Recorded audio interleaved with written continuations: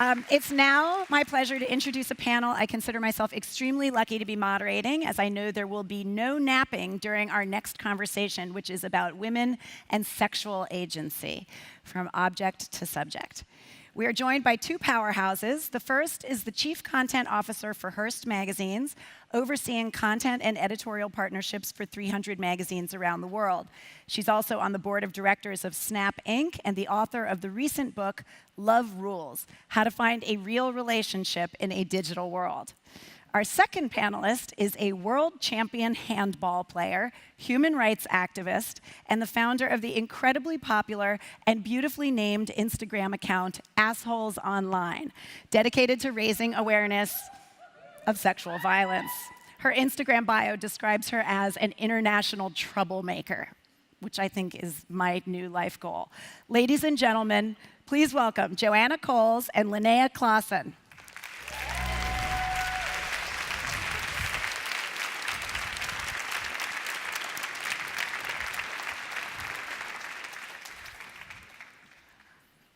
Welcome. Thank you for being here. Linnéa, I want to start with you because I've never introduced anybody as a world-class handball player and human rights activist before. So draw the line for us, for those of you who might not know your career, from, first we have to wave for Joanna's. Yeah, I'm just snapping everybody. This is what happens when you're on the board of Snap. Draw the line for us between handball player and activism. How did you make that journey and why? Well, actually, I've always loved the contrast. I'm also go to law school. I've been 4 years now, and I think it's just lovely to walk in there with like my rainbow hair, and all the old men are so confused, like, what the hell is she doing here? So I guess that's with a human rights activist as well. I think as an athlete, you have a lot of children looking up to you, and I think that we can make something great out of that, and I think that's more athletes could and should take a stand for something they believe in, so I choose to do that. And you got involved with gender issues and sexual issues specifically because of some of the treatment that you got online as a public figure here in Sweden, right? Yeah, that's right. I am a human rights activist, so I work with all kinds of human rights, but women's rights are very, I think, alarming, so that's one of my biggest focus, yes. So our panel has this title of From Object to Subject, and I'm curious what that means to each one of you. So Joanna, starting with you, what does it mean for a woman to have sexual agency and kind of be in charge of her own life sexually? Can I, first of all, just say I'm still in shock from that fabulous experience we had earlier on of the live goodie bag for those of us who were lucky enough to go. And I just want to give a shout out to Hunky Dory, who gifted me this rather fabulous jacket. So I don't know if anyone from Hunky Dory is in the audience, but it's a Swedish brand, and I'm absolutely thrilled. All right, so thank you very much. Object to subject, that's such a Swedish concept. Here's what I've spent a lot of time thinking about recently, and I think it's relevant to what you've both said, actually, which is that the digitization of our world is really beginning to impact our relationships, I think. And nowhere is this perhaps more obvious than the extraordinary world of dating apps, which, 25% of marriages in the West, certainly in North America, now are created on digital apps. And in many ways, they are wonderful things in terms of connecting people, but they also leave people feeling interchangeable and disposable.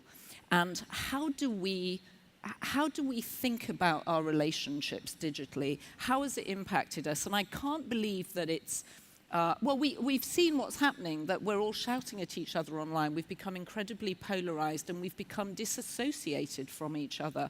And that's my concern. And I think, to your point about from object to subject, it's an incredibly complicated time to be both a man and a woman. It's really complicated to think about how you bring both sexes together, or indeed either sex together in a relationship about love, which has really fallen out of the conversation. And I worry about its impact for what is actually crazily, the single thing next to your DNA and your genetic material that will ensure you live a longer life, a longer and a happier and a more fulfilled life, is the quality of who you love and who loves you back. And that's what I'm very anxious about getting lost in this bigger conversation. Mm-hmm. What did you find specifically was going wrong in people's relationships? Is it just that they, we are so used to communicating digitally that we don't actually know how to deal with conflict face to face? What are the specific problems? Well, it's interesting to talk about the ubiquity of porn in Sweden, and I hasten to add, before I even begin to talk about this, that I am not anti-porn. What I am, however, for a North American audience, is anti-porn as a default sex education, which is what's happened. And Europeans, and I'm obviously not, I didn't grow up in America, though I live there now, Europeans find it hard to understand that in only 13 of the American states is the education system mandated to tell you literally how babies are born. And it's got to be, in only 13 states can it be medically accurate, which means that in a lot of states they're getting all sorts of nonsense about how babies are actually created. So as a result, porn has filled that gap, and porn is made largely by men for men. Does that mean women don't watch it? Of course not. Some women do watch porn, but essentially porn is seen through and made through the lens of a camera. So what works for the director doesn't necessarily work for a woman. Especially sort of, well, you know what I'm talking about. And so I think what's happening is that a lot of women feel under tremendous pressure, and I talked to hundreds and hundreds of women for this book over the 10 years that it was in the making in some ways. And they feel they're competing with porn, they feel under pressure to behave and sound like porn stars, and men have the expectation that women are going to behave like porn stars. So as a result, in America we have 1 in 5 young women on antidepressants. We have 1 in 5 who complain they've been sexually assaulted, and 50% of those sexual assaults involve alcohol. So I think we have women under pressure. They drink because it's very nerve-wracking to get naked with a stranger, and it's a mess. How much of that resonates for you, Linnéa? Do you think that those same issues are as prevalent and as toxic here? Yeah, actually, I think that we have to talk more about porn because just as in North America, the school system for talking about sex ed isn't good enough, and we don't really talk about sensitive subjects. And even here in Sweden, because I think a lot of Americans think Sweden is no, I'm sorry. much more sorry to disappoint. No, I'm super disappointed because my only solution is to be more like Sweden. Yeah, no, but I think you have to understand that I'm not only talking about that the education isn't good enough, I'm also talking about the porn industry that is like the third largest industry in the world with like sex and prostitution. They have now the power to dictate our sex lives and our love lives as you speak about it. And right now we can see that in 90% of the most common like mainstream porn, we can see men's violence against women. In 90% of the mainstream movies. Acts of violence in those porn. And I do believe that that also will affect how we see each other and equality, of course. And I do believe that since we're now talking about Sweden, yes, Sweden is often described as the most equal country in the world, but with other words, we are the least unequal country in the world. And I do think that that is important to say because when it comes to basic human rights, being the least worst isn't good enough. I see. Right. Okay. Yeah. Right. Let's all strive to be better than the least worst. Yeah. It's not a good goal.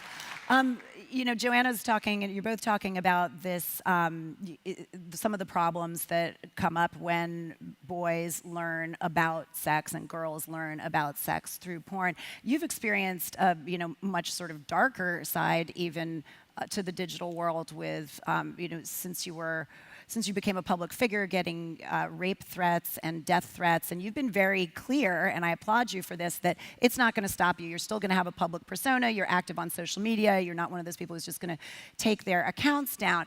But on a very practical level, while we wait for this misogyny to be solved and try to solve it, should the social platforms be doing more to help keep girls and women safe? Definitely. I think that a lot of social platforms isn't doing enough. I know that for once, like Twitter is now a platform where a lot of like right-wing communities are spreading their hate, and I do think that they don't really do enough. And I think also Instagram, Facebook, everyone that, and I know Kik, do you know that app? A lot of children are actually getting like kidnapped and groomed and a lot of things, but that app doesn't leave out information about it. And I do believe that we as grown-ups has responsibility for children's safety, for children's future, and that's why we have to talk about them with these things, because as we talked about earlier with sex ed and those kind of things, that also, of course, as parents or just human beings, we can talk to children about this, because I believe that if we don't dare to talk about like sex with our children, they're never going to dare to come to us and talk about sexual assault. Like, it's never going to work that way. So I think like we have to be brave, like take our responsibility to be grown-ups, and yeah.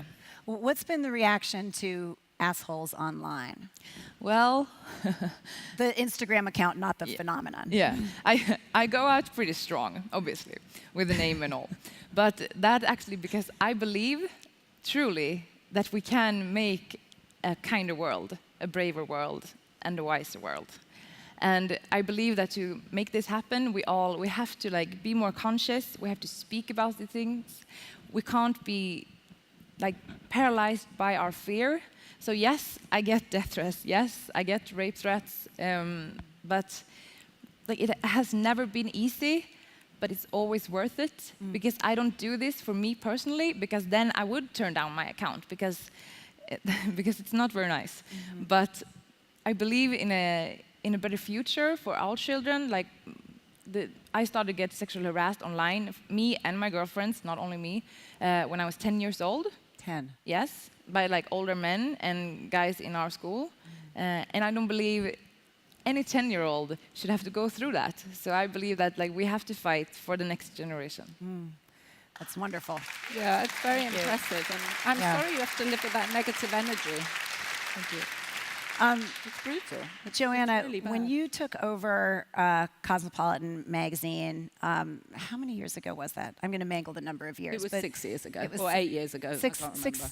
Some indeterminate number of years ago. One of the really sort of high-profile decisions that you made was to angle the cover lines and the stories more toward female pleasure. So instead of articles talking about what you could do that would make the guy, and usually it was a guy that you were with, feel great, the articles were about a girl or woman's own physical pleasure. And, I know you did that because it probably seemed like a no-brainer to you as a feminist, but I'm curious what the reaction was and how you went about sort of executing that.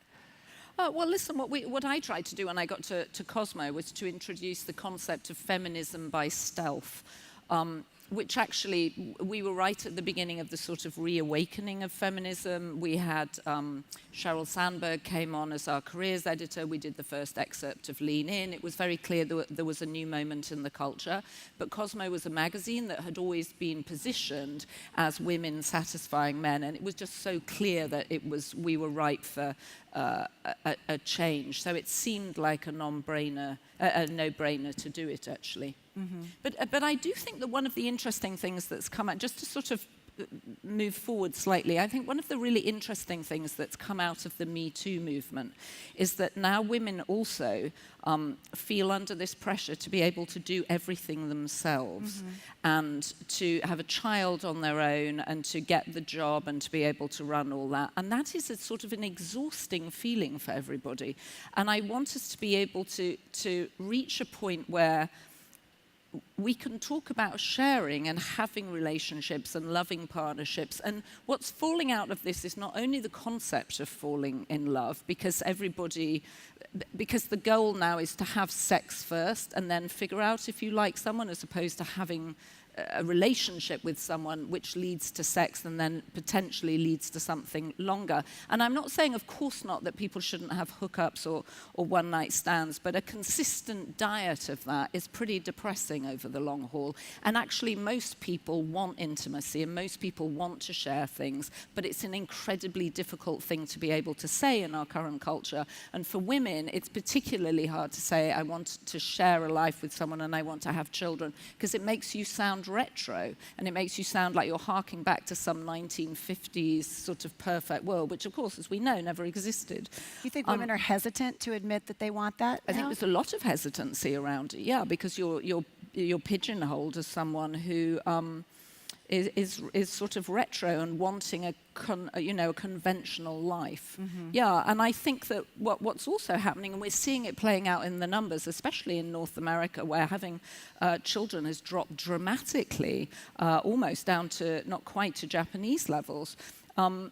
Is the idea that somehow you can't manage this. You can't manage to have a job and a child. You'll never be able to juggle it. And now we've got this new concept that we're all supposed to be searching for balance. And if you don't have a balanced life, then you haven't pulled things off. And why add children to that mix if it's going to throw you off balance? And I think it's fundamentally the wrong question. There is no balance in life. Life ebbs and flows. If you have an ill child, there's absolutely no balance. And if you have a deadline you have to make, or you're David Solomon and you're about to take over Goldman Sachs, there's no balance right now. Well, he is That's a DJ. okay. He's found some balance. He's found some balance, but he only does it once a month, although he was very good last night.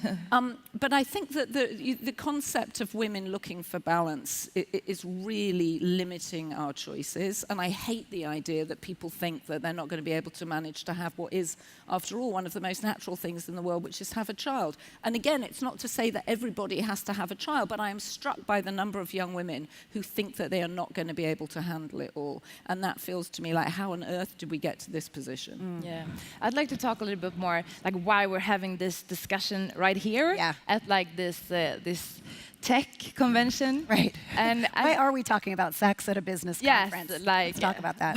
Everyone wants to talk about investment, and we want to talk about porn. The thing is that, like we talked about earlier, like the Brilliant Minds women here talked about that we don't invest in women. We said like less than 1% of the money goes to women and women-owned companies. And I think that that's what we're talking about here. We're talking about women's rights and seeing women as humans. That's equality. Just to see that we are as worthy as you are. That's all we want. And that's reasonable. And the thing is that to achieve that, we don't need charity. We need solidarity. And that's the big difference. And that's what makes us from objects to subjects, because we're humans and we are not like powerless little beings that you can pat on the head. We want you to shake our hand and make business and make changes together and like change the world together, because we are able and we are competent. We just need to make the market more fair, and we do that with solidarity. And we do that with people looking at themselves and knowing that they're biased, because I'm biased as well. I've also grown up in a world where I expect certain things from certain genders or groups and everything. But the danger isn't that. The danger is when we don't admit that, so we can't work with it. If it's personal or if it's like in our company. So I believe that to really see like the difference is that if we don't see women as human or women as equal, because for me that's like almost the same thing. We're not going to invest in women. We're not going to put them in leader positions. We're also going to see more sexual harassment at workplace, on the streets, and like and the rapes, of course. Like just here in Sweden, we have 100 rapes a day. That means that since this conference started, 192 women has been raped in Sweden since this conference started, and this is the best country in the world when it comes to equality. Well, least bad, as you've told us. Exactly. Right? That was the. Yeah. So I wanted to check if you remembered. Those are great. But the other thing is, I think, I mean, that was beautifully put. I think, you know, men stand to gain from this too, because it's not like men's lives are all perfect either. And I think what's sort of also gotten lost in this debate is this sort of idea that men have perfect lives and women just want a bit of that life. I mean, as I was flying out of New York on Wednesday night, literally the man in the seat next to me had a heart attack. And you think, you know, men have heart attacks on planes, they have heart attacks on golf courses. Anthony Bourdain, you know, just killed himself. Yeah, abuse problems, kill themselves, homelessness. Right. I mean, right. it benefits everybody Definitely. to start sharing And to be more human all around. Right. We're not trying to make masculinity as it is the goal for everybody. Right. Everybody's complicated, and we all want different things. Yeah, definitely. And I just want to say, like, yeah, my account name is Assholes Online, but that doesn't mean that I think all men are assholes. Like, I love men. This is why I do this. Like, Right. if I didn't believe that we could create a greater world together, I wouldn't. So, like, my feminism is not like a punch in the face. It's like me reaching out a hand and be like, let's do this together. And I think we can. I love that. That's beautiful. Thank you. Congratulations. Thank you so much. I want to say, first of all, that I think our panel has the best hair of the conference. So if that's a contest, completely natural. we are Both of us definitely, born we're like definitely this. winning. And secondly, I love that we had this conversation and we didn't once use one of my most hated words, empowerment, which implies that women need to be empowered. Of course, we have power, and as you say, we just want to be treated as humans. So thank you for showing such a full and well-rounded version of that. Thank you. Joanna, Linnéa, thank you so much. Okay, Thank you so thank you. Come. Thank you. That was great. Yeah, it was great. Really fun.